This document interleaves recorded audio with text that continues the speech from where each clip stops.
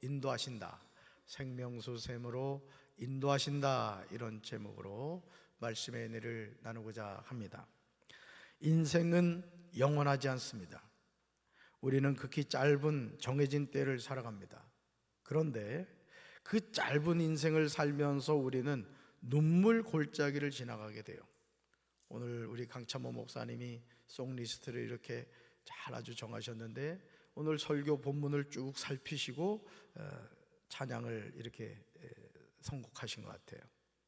그러므로 우리는 영원하신 하나님의 품 안에서 참된 안식과 소망을 누리며 살아야 할 줄로 믿습니다.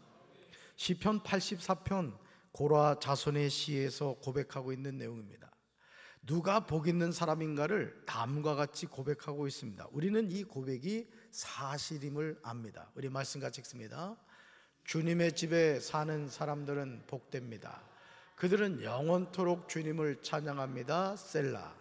주님께서 주시는 힘을 얻고 마음이 이미 시온의 순례길에 오른 사람들은 복이 있습니다. 아멘. 이 세상에서 누가 복됩니까? 주님의 집에 사는 사람들입니다. 누가 복이 있습니까? 주님이 주시는 힘을 얻고 마음이 이미 시온의 순례길에 오른 사람들입니다. 이런 삶을 살아가는 사람들은 영원토록 살아계신 주님을 찬양합니다. 그러나 우리 삶에는 피할 수 없는 눈물 골짜기가 있습니다. 눈물 골짜기. 그러므로 시편 86편 6절에서 시편 기자는 이렇게 고백하죠. 같이 읽습니다. 그들이 눈물 골짜기로 지나갈 때 그곳에 많은 샘이 있을 것이며 이른 비가 복을 채워준다. 아멘. 요한계시록 7장은 인치심을 받은 14만 4천 명에 관한 내용입니다. 여기서 14만 4천 명은 상징적으로 해석하며 유대인과 이방인들로 구성된 완성된 교회로 해석합니다. 신천지나 많은 이단들이 이 14만 4천 명을 실제 숫자로 계산해 가지고 14만 4천 명만 구원을 받는다, 이렇게 주장을 하면서 포교 활동을 했는데 이미 신천지가 14만 4천이 넘어버렸단 말이에요. 그랬더니 그때 가서는 또 다른 소리를 하는 거예요. 그러니까 이단이라는 게 뭐냐면은 이럴 땐 이렇게 말하고 저럴 땐 저렇게 말하는 거예요. 순 거짓말을 치는 겁니다.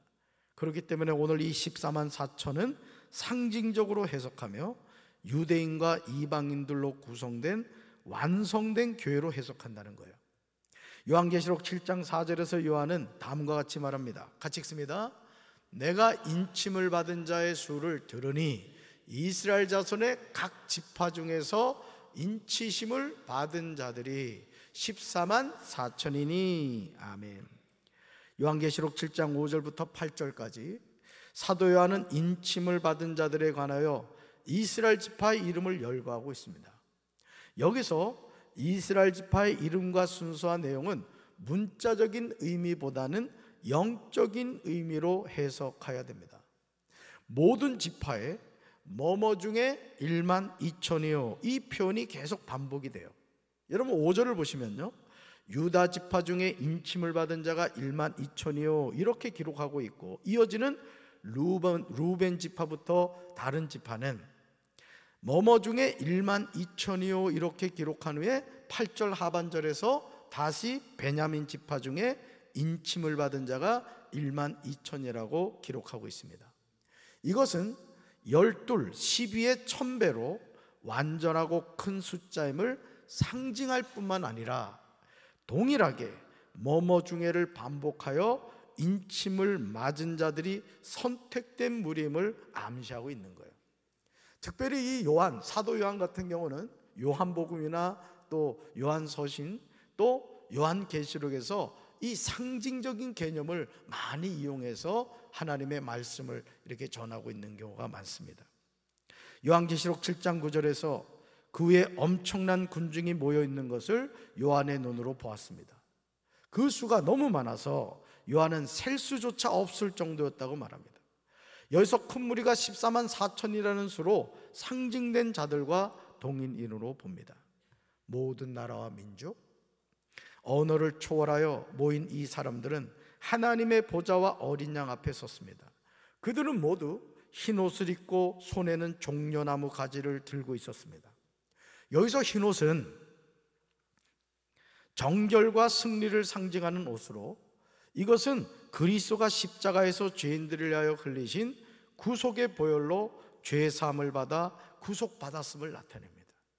그래서 우리가 예수 그리스도로 구원을 받아 죄사함을 받았을 때 우리는 예수님의 보혈로 우리의 더러워진 옷이 흰 눈보다도 더 깨끗한 옷으로 갈아입게 된단 말이에요. 여러분, 신부가 결혼할 때 뭐를 입어요? 혼인 예복을 입죠. 우리가 예수님, 신랑 되신 예수님의 신부로서 우리가 예복을 입어야 되는데, 그 예복은 예수님의 보혈로 깨끗하게 씻겨진다는 거예요. 아멘이십니까? 네.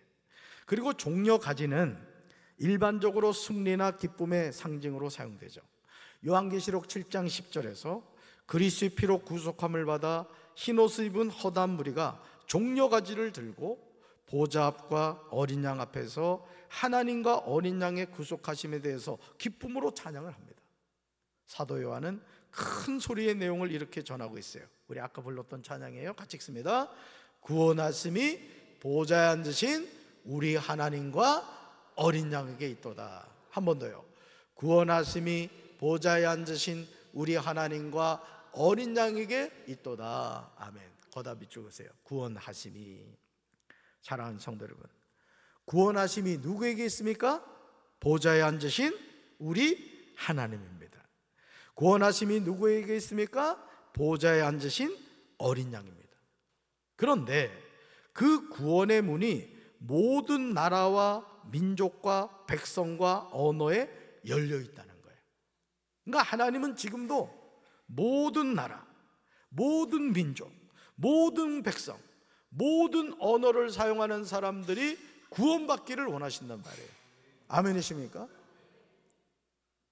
하나님은 모든 사람이 구원을 받으며 진리에 이르기를 원하신다. 우리가 복음을 전해야 하는 이유가 여기에 있습니다. 모든 나라, 모든 민족, 모든 백성, 모든 언어를 사용하는 사람들을 향하여 생명의 복음을 들고 나가야 합니다. 요한계시록 7장 11절에서 모든 천사가 보좌와 장로들과 네 생물의 주위에 서 있다가 보좌 앞에 엎드려 얼굴을 대고 하나님께 경배하였습니다. 그러면서 12절에서 모든 천사가 말한 내용이 무엇인지 구체적으로 기록하고 있습니다. 우리 12절 같이 읽습니다. 이르되 아멘, 찬송과 영광과 지혜와 감사와 존귀와 권능과 힘이 우리 하나님께 세세토록 있을지어다. 아멘 하더라. 아멘. 모든 천사가 말한 내용이에요. 모든 천사가 10절에서 구속된 자들의 찬양에 대해서 아멘으로 화답하고요, 인간에게 주어진 구원에 대해 하나님께 찬양하는 것으로 요한계시록 5장 12절의 찬양과 대조를 이룹니다. 요한계시록 5장 12절과 14절의 찬양은 어린 양에게 바쳤으나 요한계시록 7장 12절에는 하나님께 드려지고 있음을 보게 됩니다. 요한계시록 7장 12절에서 아멘이 두 번 나오죠. 처음에 아멘은 큰 무리의 찬송에 대한 응답이고, 마지막에 아멘은 모든 것에 관한 확신을 나타내는 것으로 영광스러운 예배의 모습을 암시해요. 얼마나 감동적인 예배입니까? 그러니까 여러분, 오늘 우리가 하나님께 예배를 드릴 때 이 아멘을 잘 하셔야 돼요. 할렐루야. 아멘이 무슨 뜻이라고 했어요? 예, 옳습니다. 예, 그 말씀이 맞습니다. 이런 뜻이란 말이에요. 아멘이십니까? 그래서 에스라가 하나님의 말씀을 이렇게 서서 읽었을 때 이스라엘 백성들이 아멘, 아멘으로 화답했단 말이에요. 그래서 사실 저도 이렇게 그 말씀, 느헤미야 말씀 이렇게 대하면서 제가 어떤 생각이 들었냐면, 우리가 이 성경 봉독을 할 때마다 성도들이 다 일어나게 하면 좋겠다, 이런 마음의 감동이 왔으나 연세 드신 성도들을 생각하는 이 효성스러운 담임 목사가 차마 그럴 수가 없었던 거예요. 잘했어요, 잘했어요. 그러니까 여러분들이 하나님의 말씀을 들을 때 잘 해야 되는 게 뭐냐면 이 아멘을 잘 하셔야 돼요. 아멘을. 그때 그 아멘을 통해 하나님이 영광 받으시는 줄로 믿습니다. 요한계시록 7장 13절에서요, 그때 장로들 가운데 하나가 요한에게 이렇게 물었어요. 흰 두루마기를 입은 사람들은 누구이며 또 어디에서 왔습니까? 그러자 요한은 내 주여 당신이 아시나이다 이렇게 대답하였어요. 여러분, 우리가 성경을 보면요, 이 수많은 질문이 나오거든요. 여러분에게도 주님이 어느 날 질문을 할 수도 있어요. 기도하는 가운데 재진아, 너는 어떻게 생각하느냐? 주님이 이렇게 물으실 수가 있단 말이에요. 오늘 주일 저녁 예배 나오신 분들은 수지 맞은 거예요. 그러면 그럴 때 쫄지 말고 그냥 긴장할 필요가 없어. 정답을 알려드릴게요. 따라합시다. 내 주여 당신이 아시나이다. 우리 어린아이의 버전으로 말하면은 반사 이러면 되는 거예요. 그리고 이게 맞는 얘기죠. 질문을 한 사람이 정확한 답을 알고 있죠. 그러니까 오늘 이 한 장로가 흰 두루마기를 입은 이 사람들은 누구이며 또 어디서 왔느냐고 요한에게 물었을 때 요한이 내 주여 당신이 아시나이다 이렇게 대답합니다. 사도 요한이 장로 중 하나에게 내 주여 당신이 아십니다 이렇게 하는 말에는 요한 자신의 무지에 대한 진지한 고백뿐 아니라 여기 등장하는 장로에 대한 존경과 두려움의 감정이 내포되어 있어요. 즉 바로 당신이 안다는 뜻이에요. 그래서 저도 이렇게 어떤 목회를 하면서 이렇게 질문을 할 때가 있잖아요. 우리 교육자들한테 질문을 하거나 성도들한테 이렇게 질문을 하는데 어떤 사람들은 솔직하게 아유 목사님 모르겠습니다 이렇게 대답하는 분들이 있어요. 그럼 여러분 우리끼리 얘기지만 질문했는데 모르겠다고 하는데 뭐라고 얘기를 하겠냐고. 아 그렇구나, 아 그러시군요 이러고 말 거 아니야? 근데 어떤 분들은요 말도 되지 않는 대답을 하는 거야. 대답을 듣다가 열받는 거야. 내가 질문한 것은 안 돼. 자꾸 어를 대답하면서 자기 대답이 옳다 이거지. 서로 막 혈압이 올라가는 거야. 서로 혈압이. 여러분 모를 때는 모른다고 합시다. 괜히 아는 척하지 말고. 그러니까 하나님 앞에서도 신앙생활을 잘하는 비결은 뭐냐면은 엎드리는 거예요. 그냥 하나님 앞에 엎드리는 거예요. 내 머리로는 이해할 수 없고 설명할 수 없는 일들이 일어날 때 그걸 짧은 머리로 자꾸 해석하려고 하다가 시험 드는 거예요. 따라합시다. 주여 주님이 아십니다. 주님이 아십니다. 그러자요 장로들 가운데 하나가 요한에게 이렇게 말하였어요. 여기서 장로는 천상적인 존재를 말합니다. 읽어볼까요? 이 사람들은 큰 환난을 겪어낸 사람들입니다. 그들은 어린 양이 흘리신 피에 자기들의 두루마기를 빨아서 희게 하였습니다. 아멘. 누가 흰 옷을 입습니까? 큰 환난을 겪어낸 사람들이에요. 여기서 큰 환난은 종말에 겪을 환난을 말하는 거예요. 누가 흰 옷을 입습니까? 어린 양이 흘리신 피에 자기들의 두루마기를 빨아서 희게 된 사람들이에요.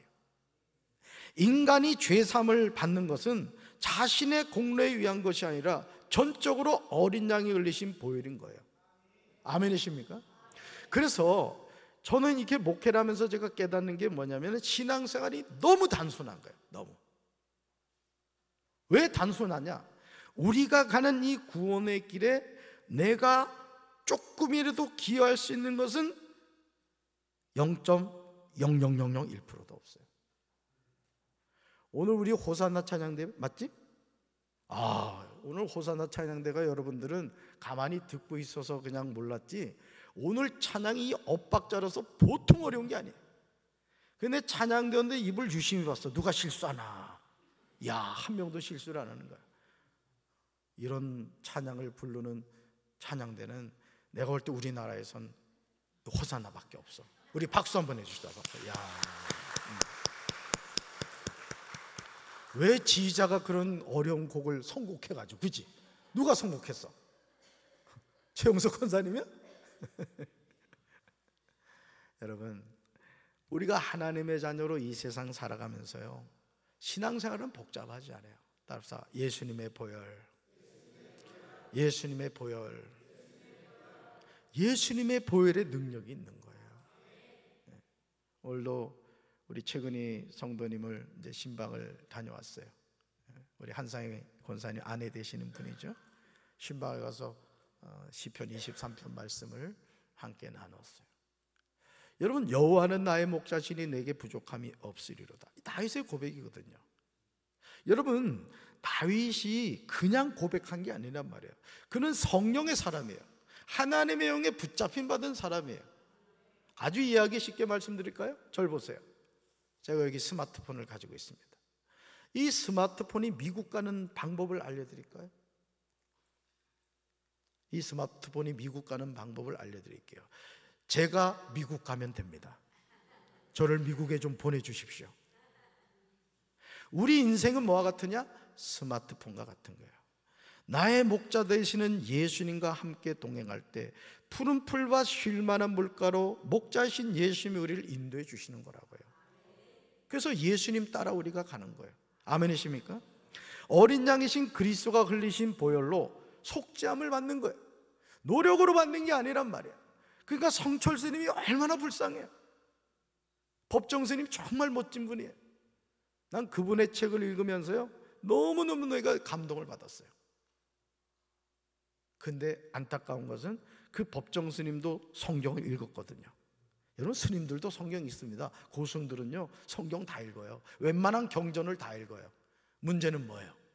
그 성경의 주인공이신 예수님을 믿지 않는다는 거예요. 근데 저와 여러분 어때요? 우린 예수님을 믿는단 말이에요. 그게 은혜인 거예요. 아멘이십니까? 14절에서 옷은요 벗고 입는 것과 관련되어 인격이나 신분의 변화를 반영합니다. 그 옷을 씻어 희게 하였다는 것은 예수님의 보혈을 통해서만 주어지는 거예요. 그러니 허물과 죄로 죽은 우리가 깨끗하게 죄 씻음 받아 흰 옷을 입게 되는 방법은 오직 예수님의 보혈. 그러니까 내 삶에도 예수님의 보혈, 우리 가정에도 예수님의 보혈, 우리 강경제일교회도 예수님의 보혈, 우리 조국 대한민국도 예수님의 보혈로 씻김 받아야 된다 이거예요. 할렐루야. 이것은 예수 그리스도가 십자가에 흘리신 보혈의 희생 사역이 단 한 번에 이루어진 것이지만 그 효력은 영원함을 나타내는 거예요. 그러니까 여러분, 예수님의 보혈 능력이 있도다. 주의 보혈 능력이 있도다. 주의 피 믿으오. 주의 보혈 그 어린 양의 매우 귀중한 피로다. 아멘이십니까? 그 어떤 피로도 안 돼요. 예수님의 피로만 된다 이거죠. 근데 효력이 어떻게 된다? 영원하다 이거죠. 십자가에서 한 번 못 박혀 피 흘려 죽으셨지만 그 죽으심의 효력은 영원하다 이게 영원하다. 네. 수많은 사람들은 오직 그리스도의 대속적 죽음을 통하여 깨끗함을 입고 구속받은 자들입니다. 히브리서 9장 12절에서 히브리서 기자는 이 사실에 관하여 증언하고 있어요. 우리 말씀 같이 읽습니다. 염소와 송아지의 피로 하지 아니하고 오직 자기의 피로 영원한 속죄를 이루사 단번에 성소에 들어가셨느니라. 아멘. 이 파란 글씨를 보셔야 돼요. 오직 자기의 피로 영원한 속죄를 이루셨다는 거예요. 단번에 성소에 들어가셨다는 게 단번.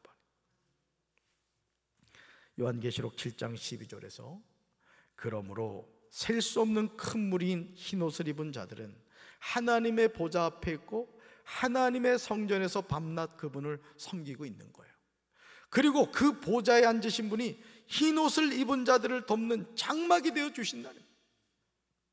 그러니 여러분, 우리가 이 육신의 장막을 벗고 영원한 하나님의 나라에 갔을 때 하나님의 자녀가 하는 일이 뭐냐면 예배를 드리는 거예요. 예배를. 살아계신 하나님, 거기는 해와 달과 별이 필요 없어요. 왜냐하면 하나님이 빛이시고 예수 그리스도 그분이 빛이란 말이에요. 우리는 그분의 이름을 찬양하는 거예요. 찬양. 여러분, 메시아 그 할렐루야, 할렐루야, 할렐루야, 할렐루야, 할렐루야. 여러분, 그 찬양 들 때만 어떻게 좋아요? 막 좋죠. 천국 가면 우리가 그 찬양을 한단 말이에요. 아멘이십니까? 나는 우리 강 목사님 찬양 인도할 때마다 아주 이뻐 죽겠어. 그냥 아주 엉덩이는 또 어떻게 이렇게 하죠? 이래 보면 아, 진짜 이뻐, 강 목사. 구혜진 사모가 그래서 넘어간 것 같아. 아주 은혜가 있어요. 우리 강 목사님 찬양 인도하는 거 보면 아주 은혜가 있어요. 이름이 벌써 참모잖아. 이야. 사랑하는 성도 여러분, 얼마나 영광스러운 모습입니까? 우리는 나그네와 행인으로 살아가는 이 세상이 아니라 영원한 하나님의 나라를 소망하면서 살아야 돼요. 아멘이십니까? 어린 양의 피로 그 옷을 씻어 희게 된 자가 되어 하나님의 보좌 앞에 있고 하나님의 성전에서 밤낮으로 살아계신 하나님을 섬기며 살아야 되는 거예요. 그러니까 여러분, 오늘 이 주일 저녁 예배도 이렇게 나오신 분들 너무너무 복된 분이라고. 하나님이 여러분들 얼마나 사랑하는 줄 알아. 아까 우리 생일 당신은 사랑받기 위해서 그 찬양했더니 공미정 권사 막 하트를 막 쏘더라고. 그냥 그 하트에 맞아가지고 몇 명이 기절을 하는 거야 그냥. 제가 복음성가를 부를 때마다 우리 성도들 얼굴을 유심히 보거든요. 근데 여러분 표정이 되게 멋쩍어 해. 서현정 권사님 어떠셔? 그냥 우리가 그게요 익숙하지 않은 거야. 여러분 사랑받기 위해 태어났습니다. 너무너무 존귀한 분들이라고. 요한계시록 7장 16절과 17절은요 구속받은 자들이 누릴 영원한 축복이에요. 저는 이 장례할 때마다 이 말씀을 이렇게 전하는데요 제가 은혜가 돼요. 우리가 주님의 나라에 갔을 때의 모습이 여기 아주 정확하게 나와요. 육신의 장막을 입고 살아가는 이 세상은요 다 여기에 걸려 있어요. 여기에 이 문제가 어디서 해결되느냐? 육신의 장막을 벗고 주님의 나라에 갔을 때 다 벗어나게 되는 거예요. 한번 우리 읽어볼까요? 그들은 다시는 줄이지 않고 목마르지도 않고 해나 그 밖에 어떤 열도 그들 위에 괴롭게 내려지지 않을 것입니다. 보좌 가운데 계신 어린 양이 그들의 목자가 되셔서 생명의 샘물로 그들을 인도하실 것이고 하나님께서 그들의 눈에서 눈물을 말끔히 씻어 주실 것입니다. 아멘. 여기가 어디라고요? 영원한 하나님의 나라, 천국이라고요. 꼭 천국 갑시다. 좌우에 계신 분들과 인사합시다. 꼭 천국 가자. 50년 후에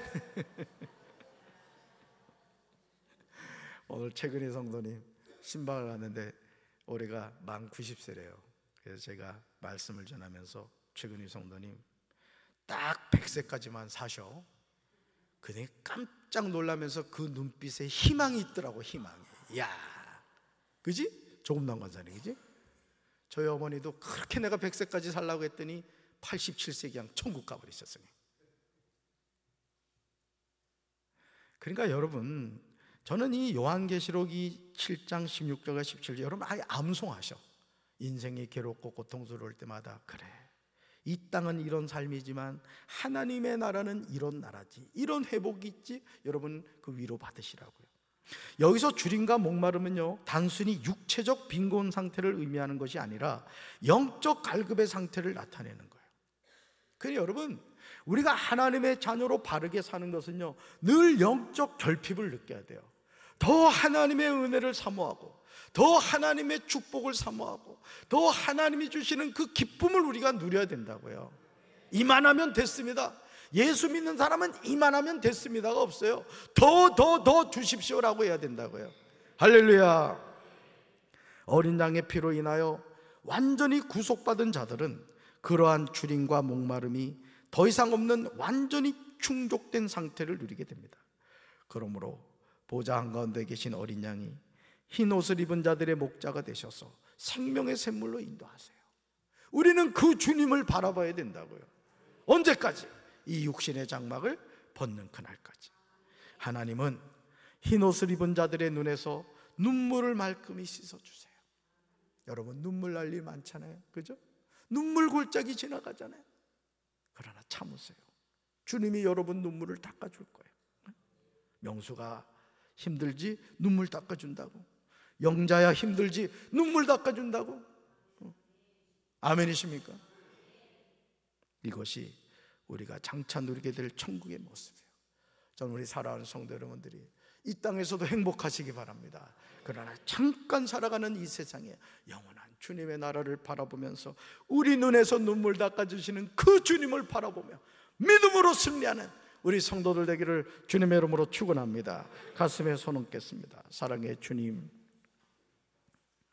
다시는 줄이지 않고 목마르지도 않고 해나 그 밖에 어떤 열도 그들 위에 괴롭게 내려지지 않는 보좌 한가운데 계신 어린 양이 그들의 목자가 되셔서 생명의 샘물로 그들을 인도하시고 하나님께서 그들의 눈에서 눈물을 말끔히 씻어주시는 주님의 나라를 사모합니다. 우리 사랑하는 성도들 믿음 안에서 승리하게 하옵소서. 이제는 우리 주 예수 그리스도의 크신 은혜와 하나님 아버지의 한없는 사랑과 성령님의 교통하심이 생명수 샘으로 인도하시는 그 예수님을 따라 예수님의 보혈로 흰 옷을 입고 날마다 승리하며 살기 원하는 살아가는 주의 백성들 위해 이제로부터 영원토록 함께 하시기를 간절히 축원하옵나이다. 아멘.